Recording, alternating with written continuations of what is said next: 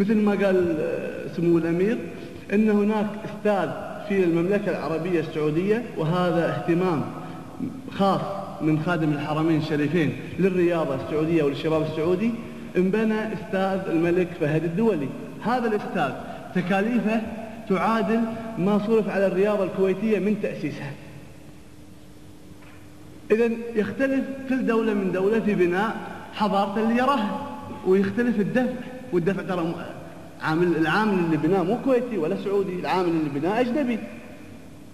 إذن فلوسنا قاعد تروح برا. هذا الكلام سمعناه وايد في حرب الخليج، وايد في بعض الأنظمة الفاشلة قاعد تنادي فلوسنا لا تروح برا، فلوسنا لا تروح برا، فلوسنا لا تروح برا إذا ما استثمرناها استثمار حقيقي لشعوبنا.